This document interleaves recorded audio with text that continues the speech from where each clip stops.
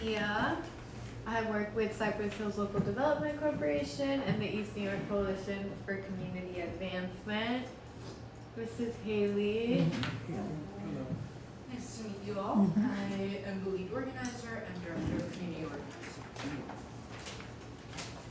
So, we do these monthly housing, to anyone that's new, we do these monthly housing justice meetings to kind of understand what's going on in the community, kind of understand any needs or concerns of any community members in the community, and just have an open space and dialogue about issues.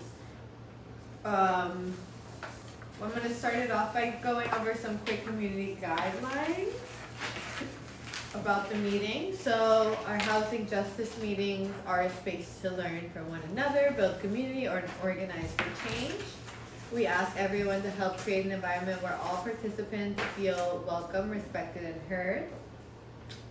We ask that we share the space because we believe that everyone deserves the opportunity to speak. Be mindful of how much time you take so others have a chance to share. If you've spoken a few times, considering inviting new voices into the conversation. The facilitator has the right to pass the mic to any other community member if you've spoken more than a few times. Listen to understand, listen with curiosity and respect, even when experiences or opinions are different from your own. Avoid interrupting others when you're speaking. Staying focused on our shared purpose. We may not agree on everything, but we're united in working towards a safe, affordable, and dignified housing for our community. Let's keep the comments relevant to the discussion. Let's honor everyone's different life experience. Be mindful that some participants or their loved ones have experienced difficult life changes. Avoid making broad or hurtful statements about any group of people. Assume good intent, accept impact. We all make mistakes. If someone tells you that your words cause harm, listen with openness and be willing to learn. We encourage accountability, reflection, and growth rather than defensiveness. Respect every person. Racist, anti-immigrant, xenophobic, sexist, homophobic, transphobic, or otherwise any discriminatory language and behavior will not be tolerated. Speak about communities with dignity and respect. Avoid stereotypes, assumptions, or comments that target anyone's identity, background, or life experiences. So just to start it off, we like to get to know everyone in the room. We'll do a little quick icebreaker. Everyone will go around and say what their name is and one place in East New York that's important to you and why. Do you want to start it off? Okay, my name is Ella Barrow. I live right around the corner. I've been living in East New York for 75 years. I'm 75 years old. What's important to me is this area here. It's really, really busy, and it's getting more busier every year. So that's one of my concerns. I'll go. My name is Pia, like I said, and for me, one area that's important to me is Highland Park. We're going to speak a little bit more on that later, but I do believe it's really important to preserve our green spaces and our community areas where families and everyone can come together. I think that's something that New York as a state has been fighting for, more green areas and open spaces, and I think it's really important to honor and appreciate that we have a beautiful park right here in our community. My name is Shane. One important part of East New York is Highland Park too. Sometimes I volunteer working with the group called H2O. So we clean up the park, going to the water. So I hope that stays intact. Hi everyone, my name is Kathleen. One place in East New York that's very important to me is the Ridgewood Reservoir. We have a lot of interns who works in that reservoir throughout the summer, whether it's through CUNY, SYUP, and I don't want new things to hinder this community and the constituents that volunteer with us here. Yeah. Thank you for sharing. My name is Roman Prasad. I live about 3 blocks down, and I lived there about 40 years. And I didn't expect East New York to develop so much, and the rate is going, and things are so expensive. That's the one, you can't afford to buy a house or whatnot, So I hope, things will get normal and easy, Because I'm retired, it's so hard, very, very hard. Especially when you was working with a non-profit organization. You don't get nothing at the end of it. But we all got to hope for the best. And that's it. Thank you. Good evening. My name is Andy, and I think every part of East New York is important to us. Thank you. Welcome. Hello everybody, my name is Joseph Velasquez, I go by Joey. I was born and raised here by Highland Park, right here on Ridgewood by the Norwood stop. I'm the one responsible again for the elevators that is being built right now. I'm still working on elevators for Crescent, Cleveland, and Van Sicklen. I'm also the social media guy for the 75th precinct, so I video recorded meetings and the event when I come out. I'm also a volunteer from Cypress Hill, Eastern New York, so I participate in Cypress Hills for the Coalition, East New York for the Community Land Trust, and for District 37, whatever events they have, rallies, I try to participate also. Yeah, I am Haley, and one place in East New York that's important to me and why I couldn't think of just one, so I'm gonna stick to two. One is Broadway Junction. I remember touring that area for the first time after I got hired and just like understanding why that area is so important to the economy of East New York. And the second, I have to agree with Pia, Highland Park. Every hour during my lunch hour, I go and take a walk over there. So, like, could not imagine East New York without it. Thank you everyone for sharing. So, as we transition, in our last meeting, we spoke a little bit about this new development that's upcoming, being proposed for the Highland Park. And so we did a little bit of research and we want to talk a little bit more. As we know, development should not, one of our mottos as an organization is development should not move forward without community input and impact and what we actually need in the community. You said it yourself, there's a lot of new development that's coming and it's not fair that they get to come and raise the prices and make things unaffordable and not protect the residents that have lived here.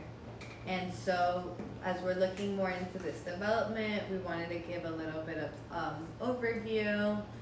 This development will be for the monastery.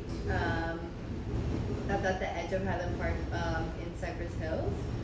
They had left the nuns of the monastery had left over 3 years ago, and so now the developer has plans to rezone the church-owned site. What the developer is proposing is a 9-story, 345-unit apartment complex, and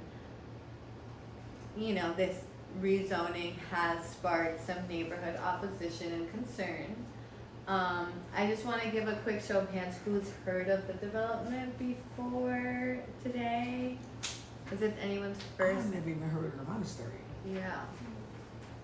So, one of our goals is to really inform and educate people of what's coming to the community. Some people that maybe have not heard of it, now, there's something to look out for, something to get involved with. People that have heard of it, I think we're gonna save some time a little bit after I go over the details so that we can kind of talk about people's opinions, concerns, what they think about the project. So just a couple more details about the development itself. So 4 of the monastery's 5 buildings would be replaced. A historic 3-story red brick Edwardian house would be preserved and would become a community facility. So currently it's at 3 stories. They're gonna triple the size of it, go from 105 units to 345 units. The developer is going to ask to demap Robert Place, a small dead-end street that runs along the east side of the section. So demapping would mean just basically taking it off, like it would not be considered a street. That street would be absorbed into the development, so Yeah. it would no longer be available to turn onto, or Yeah, essentially they would take away the street to build more on it, so. yeah, it would just be absorbed into the development itself. So currently, in order to rezone, as we've seen with other developments that we've talked about in the area, the totem development, in order to rezone, they have to go through, proposals. I believe it is going through ULURP, right, Haley? Yeah. So it's currently in a pre-certification area, of the process, and so right now, we know that they've had some community meetings, they've been in very high attendance, and people are very concerned about it. It will be a mix of, the development proposal will be a mix of studios, 1 bedrooms, 2 bedrooms, and 7 3-bedrooms, which in our concern, we've been a little bit concerned with the fact we've spoken out against developments before, and we believe for families, there needs to be more we've advocated for more 3-bedroom units, because we believe like a family, like who are these studios and 1 bedrooms appealing to? They're appealing to, single people making a good amount of money. They're not for the families and people that actually live in here. Families that have children need more than 1 bedroom, and that's a good majority of the people that live in the community. So already, there is some things that we're noticing that we're a little bit concerned about. Only 7 3-bedrooms in this whole project is a little bit concerning out of so many units. There'll also be 58 underground parking spaces. We know that parking spaces has been also something that a lot of people in the community have been asking for more. An indoor and outdoor recreation area and a 40-foot deep rear yard bordering Highland Park. Out of the 345 apartments planned, 123 would be affordable to families earning an average of 80% of area median income, which is currently at 116,640 for a family of 3. So I've shared a lot of information.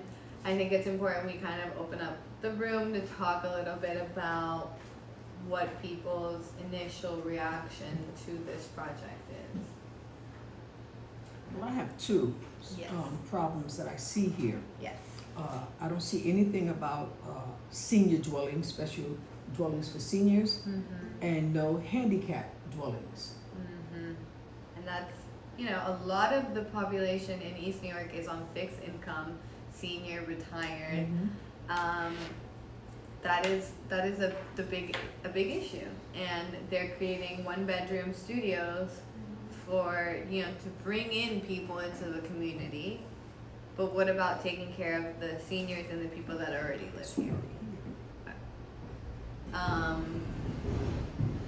So I don't know if Haley wants to talk a little bit more about like what the ULURP process. When a development comes into the community, there is a process where the community can speak on what they need and what they see issues with. If we need more senior housing, we need more protections for seniors. There is an opportunity for us to speak out on that and make those asks to the developer, and it's in settings like this that we can see issues and outline things that might be necessary. So I don't know. So, there are currently 2 land use processes. One is called ULURP, the other is called ELURP, which, ULURP stands for Uniform Land Use Review Process. ELURP stands for Expedited Land Use Review Process. So, ULURP still applies to really, really big major developments. ELURP will apply to things that are either incredibly like affordable, things that like just there are certain things that fit into that. But for the ULURP process, there is a process of like the community board getting to like make a recommendation, potentially the borough president if he or she chooses to make a recommendation, they can. Then the city council takes a look at it after the city, I'll go in the right order. City planning commission gets it, and then city council gets it. And then the final votes happen within the city planning council and the city council. Then the mayor can veto or approve the final decision. So within that process, I think it's important if we're looking at this development is to start with the community board. The community board gets to make recommendations to the project and say what they think or they should focus on or change. And so we've worked with Community Board 5, I believe it's still Community Board 5, right? So we've worked with Community Board 5, and with the totem development, some of you guys have been around for that. And we know that they really put up a fight, they were really outspoken about a lot of things in the project, tried to fight for more affordable housing. And, we were able to get some wins, and we made, the developer promise to certain things for the community in terms of that. And so I think it's important to advocate for the community needs, especially when they're asking to change what's legally allowed for the development in order to build higher and build more and get more profit. I'm curious if anyone has any other comments, wants to open the floor to talk about some stuff. Well, we know the residents out there are not happy. Yeah. And there's a lot of issues with the plumbing, electricity, and the parking problems. What are the issues with the electricity? Power surge, I believe they were talking about in the last meeting when I went there. Everybody's talking about instead of having a 9-story building, to try to keep it to the level of the building, of that space, because it's gonna take away from nicotine, H2O team, wildlife, birds, stuff that they had up there. So they had the kids speaking about a lot of these issues. So it's a big concern up there. Everybody doesn't want it, they just want to remain the way the building is, the same height and altitude. Yeah, wildlife is a huge concern, especially, considering it's one of the only green spaces and it has full ecosystems of the reservoir, as you said. I'd love to hear more of you guys' opinions and concerns with it.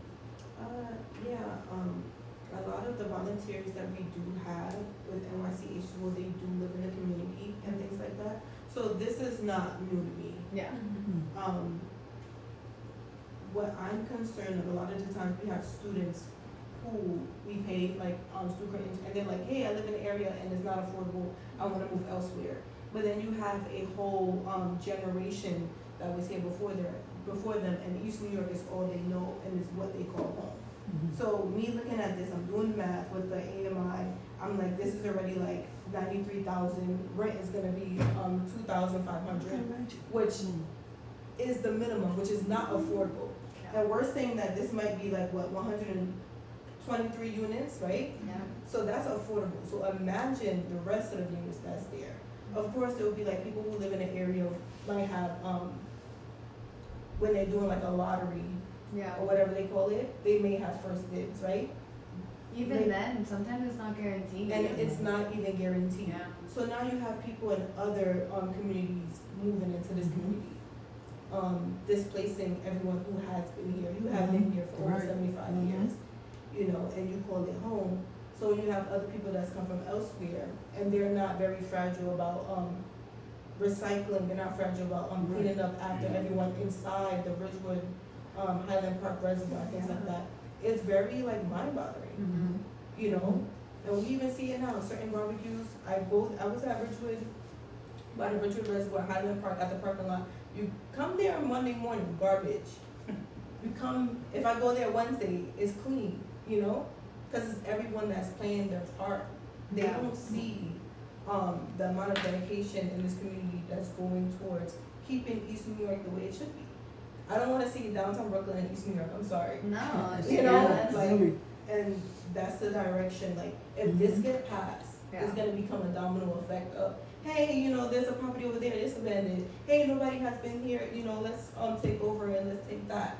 But a lot of people, they don't know how, speaking out, calling your council member, yeah, telling them, hey, Showing you're up. not, you know, showing initiative, showing up, calling 311, I don't care if you call 311, yeah. have it on speed dial, report, so they, everyone can be heard, and I know it's a lot, but No. I'm very passionate about gentrification and things like that, because we don't want that. Of course, You know, yeah. New York City is heavy already, on top of garbage. I know. We don't need more garbage that costs $2,500 a month. And we think about like, you know, the youth, like how are we gonna afford to live in a city like this when this is happening so rapidly? Like, how can we afford to live with thinking about the seniors that are on fixed income that like, you know, have been here for so long?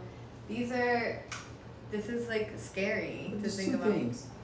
This is the mission of the contractors, to get people who own their own homes or who's paying not that much rent. That is their mission, to get us out of here. Yep. So they can put the people in that they want with the big bucks. Okay? So when they say something about lottery, believe me, they are also looking at the income that's coming in there. So they can slide things in the garbage can just as quick. You know, this person getting HUD or whatever you call that. So therefore, I'm not gonna get that much money coming in. You know, they got like 6 or 7 kids, and they're gonna mess up my place. That application can disappear, and we will never know about it. But yet, you have somebody coming in from Manhattan or someplace else. This is a hot spot. East New York is a hot spot.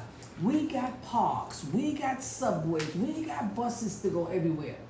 So, you know, those who are not from this neighborhood are dying to get over here. Yep. And therefore, they're moving out the ones who really can't afford it no more, because it's very expensive. But my question is that, we're talking about this, Development proposal. No, this location, this, Yeah, the monastery, yeah. where in the park is that located? I never saw Yeah, I that. was about to say. Yeah, where in the park is that located? So as you go up Jamaica and Highland, you see how it goes to the right and you continue straight? The first house in the corner, that's where it is, the monastery. It's on the map, turn the page. Yeah, but that's not them up here, I don't know. But is it going up toward where Dillian had the dinner for the seniors up the hill up there? I'm not sure. Cause there's a beautiful place up there in the middle of the park where Dillian had us seniors go up there for a dinner. I didn't even know it was there. Yeah, it could. It's below, it's not It's up below there that. yet. Oh, it's below right that. Okay. Because that's gonna be another issue, because now they're gonna have to start changing the bus routes and everything to meet for those people up there. Yeah, I mean, and even if they're taking one street off the map, like that's a big deal, you know, that changes a lot of things, it changes routes, like you said, there was another project, I don't know if you guys are familiar with it, the Totem Project, we spoke a lot about it. It was by Broadway Junction, and they were considering demapping a street, and honestly, we got so much pushback about removing a street from, like, obviously, maps, that they ended up keeping it, right? Yeah, I think part of the issue there was also that it was like part of a bus route, Yeah. so they would have had to reroute 73 different buses if Mm. they took away that street. Well, what is their purpose of wanting to eliminate Just- streets? So that they could, so let's say a building this is a street, right? And because of the street, you can only build up to here. Mm, If you get rid of the street, you can like take up more space. Yeah. that's greed. Yeah. And, you know, we, unfortunately, it's not the first development that is coming into, and it most likely won't be the last. And then I think it's really important, one, that the community is educated as it happens. You know, people don't want to just see skyscrapers, like buildings being built and being like, where did that come from, you know, without them knowing that there is an option for community to input and say no, and say we don't want this, and say we want something different. So I think that's like the most important part, is knowing that we're not helpless to this gentrification development process. It is important to speak out and get involved. It is important to volunteer and work with different groups that are educating about this.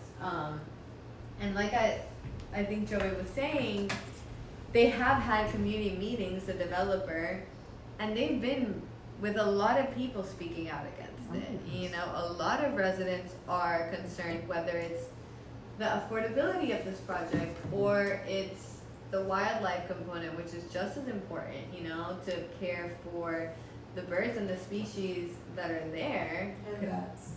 We have bats. Yes. A lot of people don't know that we have bats. Wow. I want to go to the sonar that they're gonna have in a few months. I want to do that. So, Yes. I also want to clarify, just for the coalition, we haven't taken an official stance on the development yet. We're trying to get through a process of where we're going to land with it. So that's where we're officially at, but we think the community still deserves information on like the facts of what they're proposing. So right now they're fighting for the next few months, so I think on November to December, because they want to try to push this even further to maybe another year, but they're not touching it. So the community up there is really coming on this, talking about it. And that's important, and, you know, if do you happen to know the next meeting or community meeting on this? I'm waiting September, normally Okay. they'll send all the information. September. But if anybody knows Mrs. Parker from up on the hill, Mhm. she's the one that organized everything's up there, so she'll put her word in it. Well, it's important to stay updated on this, and if we, you know, hopefully we'll be in touch about the meeting. We're more than happy to share it. I don't know if you guys have been able to go to any of the community meetings that they've had with the developer to speak out against it. We've been through a few, our director has. Yeah. And I think, you know, in that case, it's just important to show up and kind of make some noise about it. And we'd love to, if we, you know, decide to take on this campaign, you know, against or for the project, we can coordinate, get in touch with you guys about showing up. And what we've done in previous developments is show up to like the court hearings and everything as well, City Hall. We've developed like talking points so that people have like actual factual information to present to commissioners and the community board as well. So we are open to helping provide that resource, especially if other groups want to join us in that. I think it's really important, and it's great to know that people are already organizing against or like around the development. So yeah, I'm also curious what some of your concerns have been specifically. Is it mainly the wildlife? Is it the affordability aspect? I would like to say it's both, because a lot of people who do volunteer lives, you know, within the community, lives within the district. So, we do a lot of, events when it comes to like, wildlife, the different birds that comes here. We educate children that lives in this district here, before they thought we only had pigeons. And then they saw, a little blue jay, oh, we have that. So, educating people about like New York City and the wildlife that we have here is very important. And, on top of that, we do landmark. It's a national landmark, you Yeah. know? Mhm. And we had a whole aqueduct system within New York City. It shows a story, and we want people to understand that story, you know? So for NYC H2O, it's everything. We are a family, so we care about the interns, whether it's high school through college, to feel comfortable coming to work, living in the community, you know? It's not, I guess when they see like NYC H2O, we do talk about ecology and things like that, But then again, it's like we all come from different part of the borough, but we also give back to every single person. Whether it's like, hey, there's garbage on this street, you're gonna see 35 of us pull up to, you know what I mean? We had a situation where we had to go to City Hall for a proposition, and you see all of us walk into City Hall right in early and stand for what we want and things like that. So when it comes to the Richwood Reservoir, yeah, this is H2O home. Yeah. And it's our intern's home, it's our staff home. It's, you know, birds, raccoons, even non-native lizards that we have that's on Yes. pet there. It's their snapping turtles. It's their home also, you know. And we don't like Phragmites, but it's also Phragmites' home. And yeah, we wanted to be like that for a long time. You let one person come in and they see that they could do this little thing, you're gonna be surprised how this area will look like in the next 5 years. And we don't want that. Yeah, so you're also concerned about like the after. The after effect, yes, because we're just gonna have one little reservoir, like 5 buildings go up. And it's not gonna look naturey, it's not gonna look forestry, it's not gonna look, you know. And the families that move in, there's like waste to think about. Yeah. Like there's a lot the construction of it even, like what are the effects on wildlife, on the construction, on these materials. Most definitely. We had swans is back in the reservoir. Yes, But, 3. you know, after, when they start to hear like loud noise and things like that, they have been gone for like months and no one noticed. But since we're there every day, they move away, but now they recently have come back because it's quiet, you know. Certain animals has come back. But once we start that construction, then The noise. Yeah. The and we noise have is to gonna do scare that. them off. Yeah, it's like you've already done so much work to make it an ecosystem where swans can come back, where, you know, insects, plants, birds can come. It's like, why destroy that? Or like, it's important to protect it. And it's important to talk about those things. So thank you for sharing. I miss the gray rabbits I used to see up there a lot. Rabbit. Yeah, ever since they took out the concert and the circus in Lower Highland Park, the rabbits within 10 years started disappearing. Yeah. And I think we had peacocks we up did there have too. peacocks. Yeah. Oh my gosh. And See, you a always, lot of people was like, what? We had that in the middle, yeah. We had that. but it was more back in the 90s towards the 2008, give or take. We have a lot of it. Wow. And you will see a lot. You will see a lot of things. Tree IDs. We have our wonderful honey locust. Honey locust has been here since glaciers. You know, the glacier marine from Highland Park. A lot of historic things that, you know, that even I know, and I force him to know because I'm passionate about it. And passion is like, it's a superpower, and it's really great to have you in this space and sharing that with us. So thank you for also. Yeah, I'm learning a lot because Yeah. I don't do Holly Park like that. Well, now we I was have to. raised right here and I'm listening to you. What? That what? You what? You know? But it's interesting. But my concern is that we're looking at the outline of how many houses, how many this, how many that. So that means the contractors already put their bid in and have that property already. If they have that property already, they are not gonna allow people to tell them what to do with something that they paid for already. So they do own it already. Oh, They I think do. I think mine made up. Because of the lease. thing It's money, baby. that they say previously owned by That's the the building. Catholic. They own it, however, there's guidelines for what you could build on what you own. Exactly. And you have to Right. have higher ups, like on the council member and things like that, have to Yeah. sign off on it. Yeah, that's why the land use process exists. If you want to upgrade, for example, this building, let's say it's designated for a 2-story, like storefront, right?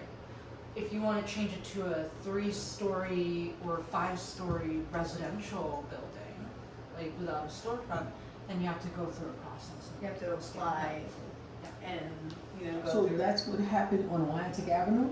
Yeah. All of a sudden, we went from split level to Manhattan-sized buildings. Yeah, Yes. basically, there was like that whole land process. Money. We got the politicians. And, you know, throughout that process, there is an there is an opportunity for community to speak out on it, and that's important. And that's not to be neglected or think that just because they own it and they can apply, that doesn't mean that they'll get accepted, and that doesn't mean that community input is not important into it.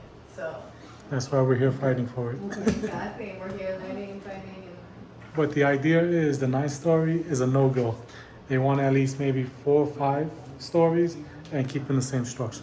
That's the argument that we're gonna be doing for the next couple of months. oh, yeah. Let's see,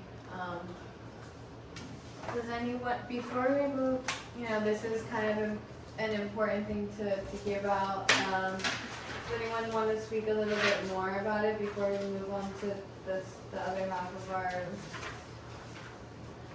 any other comments, questions, concerns?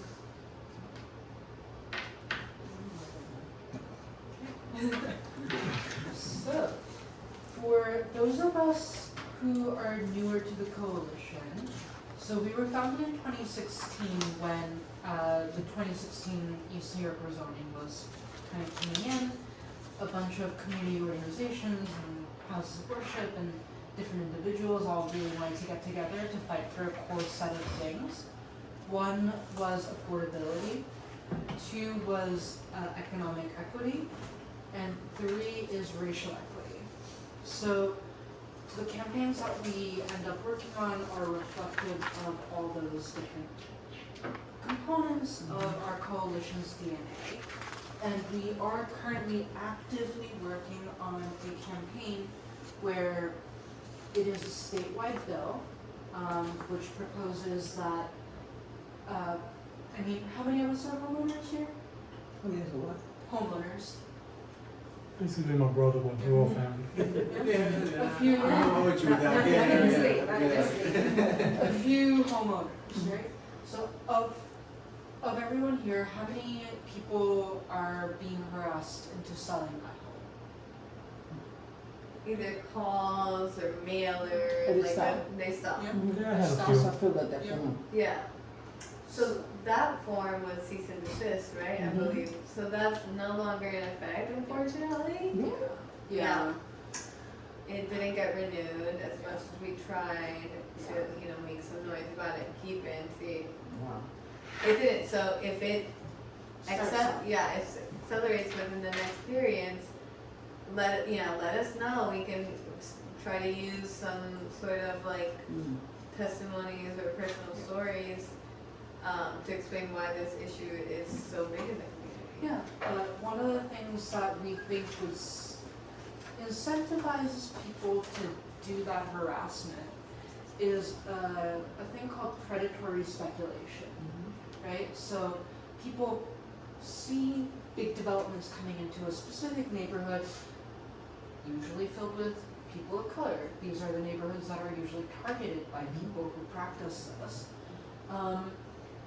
So they come into low to mid-income communities of color. They see that a big development is about to take place, and they think, I can buy low and sell high now.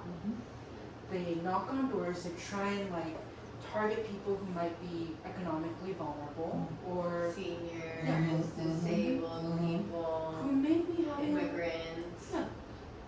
There might be language barriers, there might be issues paying the mortgage, property tax, all that stuff. So they're vulnerable in a way. And if they buy in cash for less than what that house is about to become worth, then they get a real deal. They buy that, they paint the front of the house, and they sell it within 2 years. One example is a home around Cypress initially cost around $300,000 when the owner bought it. It was sold for $1.5 million. With very little effort put into the renovation process, not a lot of vetting. So it's not safe for the families who end up buying it too. Yeah, to just stick a coat job, Facial. a facial, a Uplift, fake yeah. facial, So like, you for know. example, on my block, 235 Ridgewood Avenue, they took away the address and they made the commercial space with the house the same address. So now they're operating on one address, but when you look up 235, it still exists. So when you guys go to the park and go to Ridgewood and Norwood's store to buy drinks, right there, that beauty salon that you saw, Yeah. that's the building I'm talking about. Because I had tons of plates of rodents, abandonment, homeless problems. Yeah. I'm the one that did the petition and shut down the music within those 5-block radius. Mhm. So we have a bill to essentially, if someone engages in that practice, they're taxed up to 65% of the profit they make off of that home. So, yeah, like we just provided a little bit of an update on that campaign. So the content of the bill hasn't changed at all, but it's going to have a new name.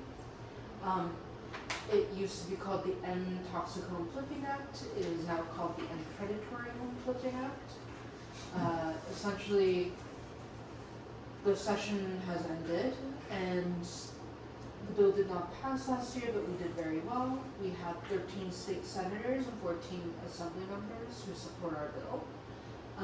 We also got the Legal Aid Society to give us a memo of support, and we're working on a lot more. We also got a recent bout of press about our bill and what we're trying to achieve. But one of the other potential campaigns, we haven't fully taken it up yet. We're in the research phase and we want to like talk it through with community members as well. Is a simultaneous property tax and rent freeze campaign for East New York to start. So this has a couple different routes, but the most direct one is during that totem development that we told you about, we were fighting for a bunch of things to be included in that development. And one of the demands that we had was a property tax freeze for a 1/4 mile radius of the development. Because we've seen before that when these developments go up, at least within a 1/4 mile radius, there are immediate impacts on things like property tax. And yes, so that's where it started, but then we also decided to include a rent freeze in that demand as well. So rents and property taxes, we don't believe should go up within a 1/4 mile radius of development. And I mentioned that one of the two of the things that we fight for in the coalition are racial and economic equity. And essentially everything has to do with race. Rent and property taxes are high throughout the entirety of New York City, but they're especially high for people of color. In the city, the city council district with the highest rent burden is City Council District 15 in the Bronx, which is 67% Latinx and Hispanic. That's one example. And we've also found that predominantly Black communities have routinely higher effective tax rates, paying $17 million more than they would under an equitable tax system. So imagine that. Black people are paying $17 million more in property tax than they would have to, like, throughout the city. But do our city council people know that we are being victimized? That's part of our campaign, right? We have to like speak. This to is not a new people. thing you're talking about. This is not new. It's been going on forever. I know. But part of our job is going to have to also be to gauge where our legislators are at, right? We don't immediately know unless they've spoken out about it publicly. But another piece of data is that over 50% of households, so specifically 55% of households headed by a Hispanic person, 50% of households headed by a Black person, 48% of households headed by an Asian person had at least one housing problem, compared to 31% of households headed by a white person. So it's almost double.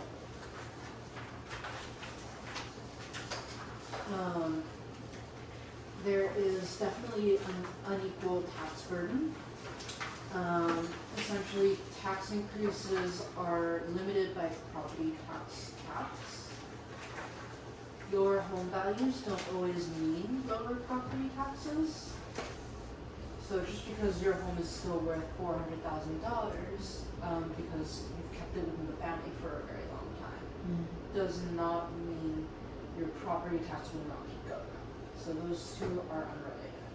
Lower value homes often pay a larger share of taxes than the city's high value properties. So think about it. You own a home that's like 3 bedrooms. It's worth like, when you bought it, it was worth like $400,000, $500,000. You are paying potentially a larger share of property tax than someone who owns a $1 million condo in Park Slope, $2 million condo in Long Island City, $3 million condo in Manhattan. So why are East New York residents, why are residents of lower to middle income neighborhoods having to pay that higher share of property tax than making it more equal? There's also, for renters, another impact.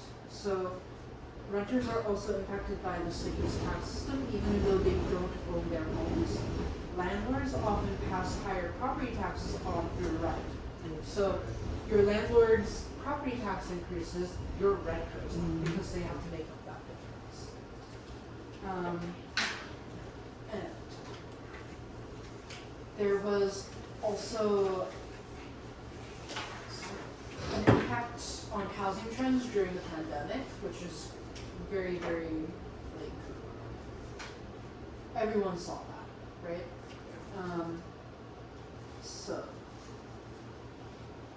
from 2021 to 2026, New York City's residential property values increased 11%, just within those 5 years. Manhattan saw very little growth despite expensive real estate. So they are very expensive, but their percentage didn't rise as much as throughout the rest of the city. The biggest increases happened in outer borough working middle class neighborhoods.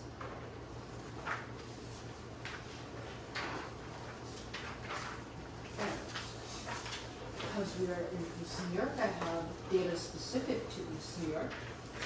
East New York pays one of the top 2 rates of property tax in all of Brooklyn.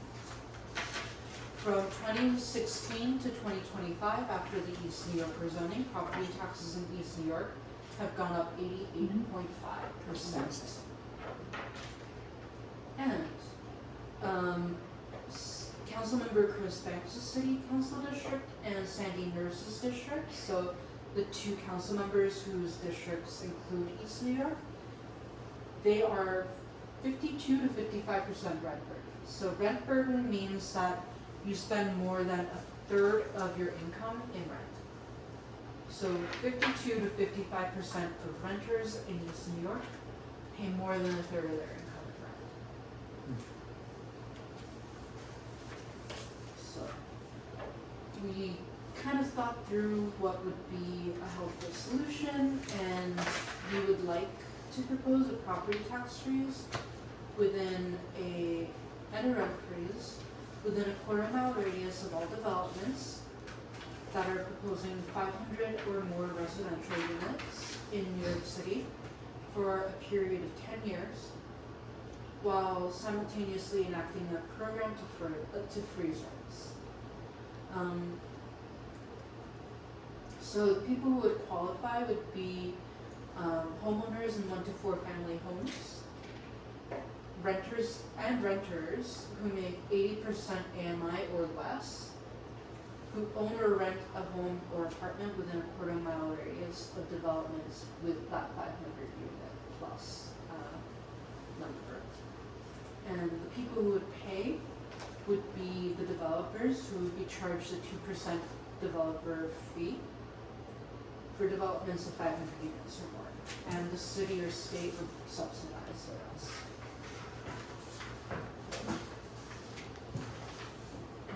I have some more details on why 500 and why a quarter mile radius. So we decided on 500 units as a number because residential units, 500 residential units usually bring 1,500 or more new community members. This is a number also where union labor and infrastructure strains become a big part of the discussion. And in New York City, a large-scale residential development is also defined as 500 plus units. And we chose a quarter mile radius because people living within that radius are usually the most impacted by large developments, whether it's rising rent, property taxes, infrastructure needs, etc. So if you're living in that radius, right, and suddenly 1,500 new neighbors come in, that's 1,500 more neighbors using the plumbing system, using the subway system. Using the parking that's available, you know, resources. That should be for all of the community, for the existing community. Yeah. So I did explain a little bit of where we're at with the campaign, so I think we can skip that next slide and we can go to questions. These new buildings that's being developed now, they have more than 500 units in their building? Yeah, a lot of them do. Yeah. Not maybe in one building, but throughout the Yeah. I'm thinking you talk about every building that put up this 500 units in that building. No, it's like the development will have Oh, 500 plus units, which is like, could be like 3 buildings. Oh, okay, that makes more sense. That is, but it's still the same effect on I see. one area. Yeah. So yeah, we would kind of just want to open the floor for any thoughts or questions on that part of the presentation, and if I would just look forward to the activity. Anyone want to? I took care with this activity as well, so I'm hoping people get a lot out of it.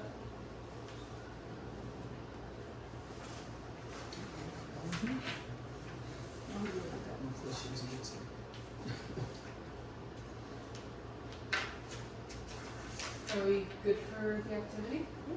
Cool. Yes, I like a very good sticker activity. So I'm gonna split people into 2 groups. Joey, you can be with Ella, and then you guys can be together. I brought them here. Oh, that's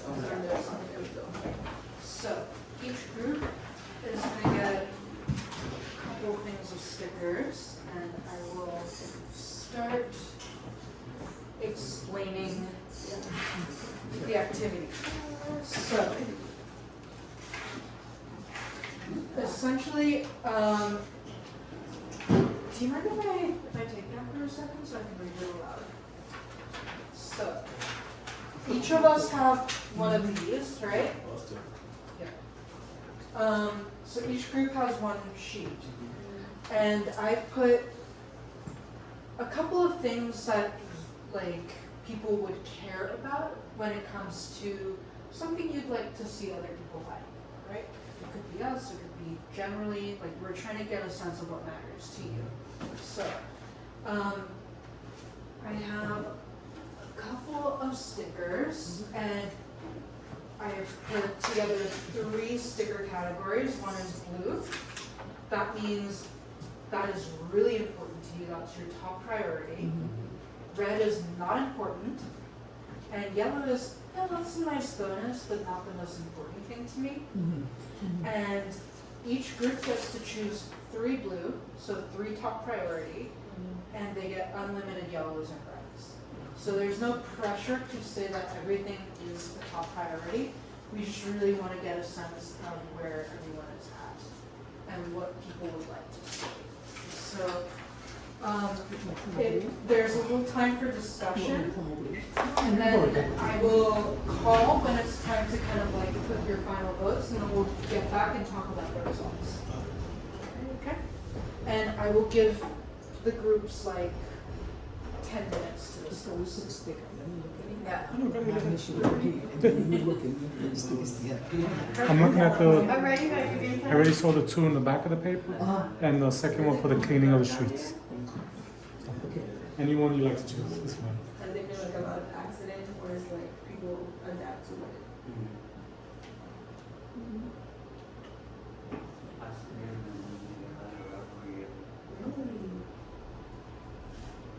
Oh, wow.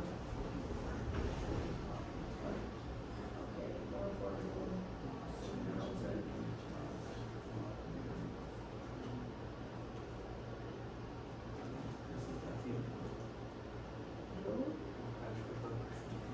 Is it that bad?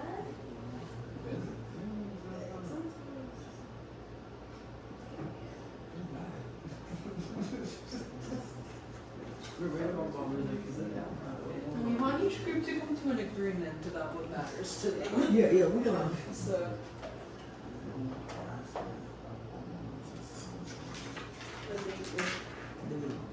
Fix that. Yeah, I see it.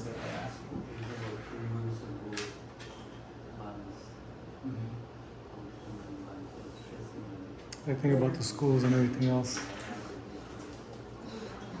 I'm up in arms about that because I have no more children in school, so I don't know why I'm paying property of school tax.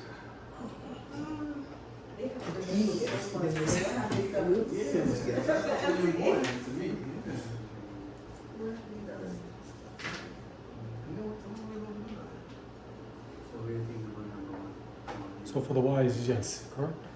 Yeah, the white yellow. And there's a lot of robbery and like that's important. 1, 2. So I agree with you on these two, and the one in the back on the bottom. For the yellows. So we agree upon yellow for this? Yes, Okay. and the one above, below it, and the one behind on the bottom. So I'm more of a physical guy. Yeah. I fight with the cab drivers all the time. Eventually, when I joined the community board, I had to kick everybody out of their basements that are troublemakers. You gotta let me know when the next meeting with the 75th precinct, 'cause I have to be there, 'cause I have questions. September 2nd September 2nd. and 127 Pennsylvania. On Pennsylvania Avenue? Yeah, 127 Pennsylvania. Oh, y'all don't meet at 75th no more? No, it's throughout the East New York, but we're gonna have it right there for the beginning of the year. September 2nd. Yes. What time? 120, same time, I believe it's 6 o'clock. Okay. Right now I'm recording, so it's hard for me to go on the phone. Okay. But we already posted it online, it's on the 75th precinct page, 75th precinct community page, so everything's there. Okay, 75th. Public community page, okay. Then the 20th, in a couple of days, we're having the NYPD for the back to school giveaway. So it's gonna be from 1 p.m. to 5 o'clock, so I'll be there doing the photography and social media. So right now they're setting up the barbecues and all the, Okay. for the community. Oh, August 20th. Yeah. Oh, I think that's September. I thought it was a kid's 3 days away. Okay. So, you agree with the red? I'm only good for those 3 choices. Huh? I'm good with the 3 choices that we did. And the other votes is yours. No, don't do that to me. Lighting on 40th Street. I think We can do that. I know, looking at the last was already got a couple millions right now going into it. Because during the pandemic, when we had the block party on Fulton and Norwood, she had mentioned it. So, I guess money is there for funds. It's just working with the Cypress sales bid. They're trying to get more of the businesses involved. That's why they're cleaning up the streets. They got the more lighting and removing of perpetrators that are causing problems. And any illegal stores, they're reporting also. But if you go to the affordable land property tax, because they don't give us even less. So you gotta reach out to Cypress Hills bid as be Kathy or Maribel on 276 Chestnut. And then from there, whatever complaints that you have or you make, address it with them, and they'll address it with the community board. Or you can come to the CB5 meetings and address it too on a separate Yeah, day. see, the one thing about that meeting over there, I've been invited there so many times, but they get out so late, Yes. and I can't be walking home by myself. My husband is, And there's no way you can get accessorized with the insurance? I can get accessorized. You could try that, because a lot of the people that, like me, that are disabled, they use accessorized, but since I'm still able to walk Yeah. and I conserve my energy, I take the I have train. accessorized, since I have my hip replacement, so I have accessorized. Okay, maybe one day, the next meeting, I'll sign up for some. I'm working on the transportation meeting, because I'm really trying to get those elevators to help everybody out on Fulton Avenue. I don't know how they're gonna do it for that center, for 127 Pennsylvania, but it's gonna be a little tricky.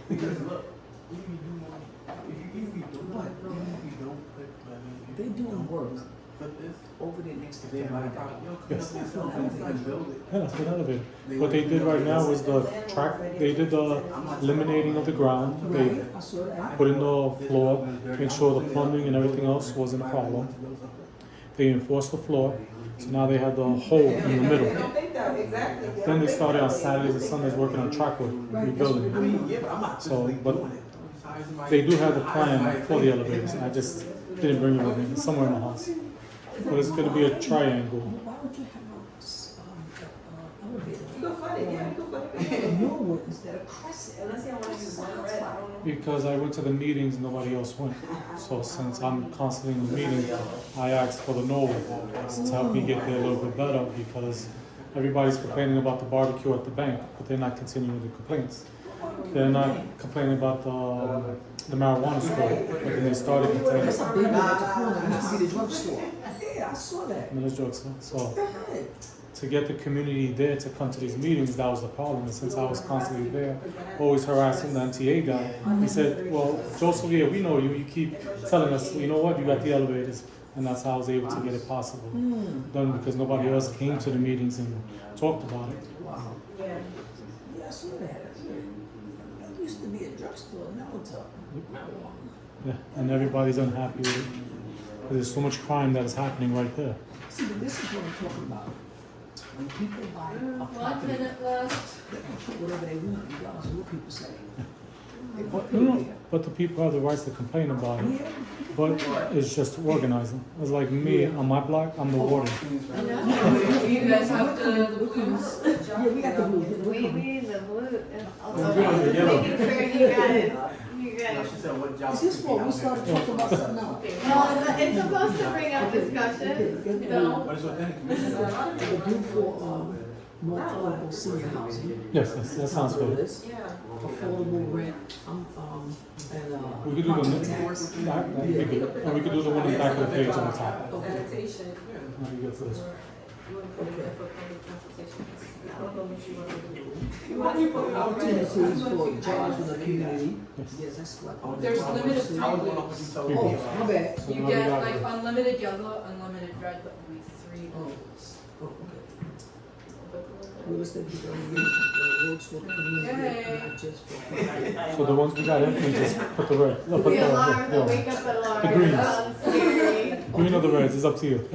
Alright, so while Ella finishes that final, Final votes. okay. Would this group like to tell me where they put their votes and why?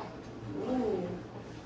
We put, okay, we're gonna start with the blue. The blue was the first 3 of the first page. More lighting on Fulton, more affordable senior housing, affordable rent, and affordable property tax. Thank you. And what kind of brought those up as the top 3 for you guys?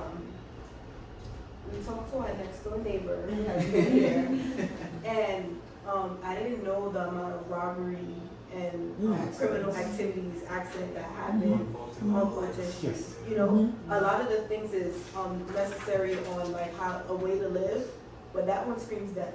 So we had to put the blue there, affordable senior housing. Driving over here from Midwood, you see a lot of hotels that are now shelters, and within those shelters, there are a lot of seniors. So we don't want that. I don't think Yeah, they deserve like a. They deserve a nice, you Yeah. know, proper Place to home, live. not no dinner TV and a black packet. You know, it's not good for their health. Affordable rent and property tax is what we chose. We kind of battle between the last option on that page, which says real estate development that works with community for profit. But then again, it's like the main goal is like it's not necessarily that we care about your profit. We care about how it's affordable for the ones that lives here. Yes. So we overrided that and we put the blue with the third option. Affordability. And the rest of them is yellow. And we had to choose one red because we think, oh, we can't see lights. You can't put, you know what I mean? Where did you put the? The red is gonna be The last one. the last one, yeah. Okay. The infrastructure changes, upgrading sewers and more school and investment in public transportation. We have invested a lot in public transportation and we have not got the Brooklyn connected to that Queens line, which I wanted so bad. The reason why I said it's not important because now it's like $3 for MTA and we're still battling with it's expensive. So if we add more money to it, we're gonna be paying more for MTA. Yeah. And I don't think we want that, so we kind of put the red there. Thank you. Thank you for sharing. And now, our second but not least. For the Fulton, I agree about the more like I said, because we do have an issue from the park and the condo with the homeless situation, and with the new buildings creating more mental health. And since they have nothing to do in the apartments, they're always constantly in the street creating that crime rate that the gentleman's explained. I was born and raised there, so I understand it. And I've been following the homeless from those directions of Atlantic and Logan back to Highland Park, and they're constantly on Ridgewood and Norwood, and I'm constantly kicking them out. We got the blue on the more affordable senior housing. Yes, we do need it. Same thing with Fulton on Richmond and Fulton with the seniors there. I remember in the past that we had problems with the restaurant across the street, I think it's Motoplata, with the gangs and everybody else hanging out there. And they would drive down the wrong way on Ridgewood and Logan down to my area. And they always complain about, and we had NYPD would constantly for that. We got blue on the affordable rent and property taxes. Yeah, it's basically it's divided because we have people that own property, and from my experience, we have people with a lot of renting and a lot of legal renting that they converted their apartments in half to 4 individual renting. So that becomes a problem with parking in our community and music promotion. As you can see, I'm big on complaining about music. More opportunities for jobs in our community. Yes, for the new buildings, I always vouch that we need a area to have more individuals find jobs, get educated. Because education, that's what I'm doing with social media, is to inform everybody since they have problems with reading and writing. You can listen to us speak, understand where we're going about our community. Affordable, yeah. Okay, yellow on the more. I'm not sure. Oh, you agree? Because you only said three. Because you only said 3 yellow, so we just threw a green. Yellow was limited. You could, Oh, yellow it was was only limited. 3 blue ones. Oh, so we just threw the green up in there. So Yeah. most of them then are yellow. The salad. So more affordable apartments, yes, we do need it.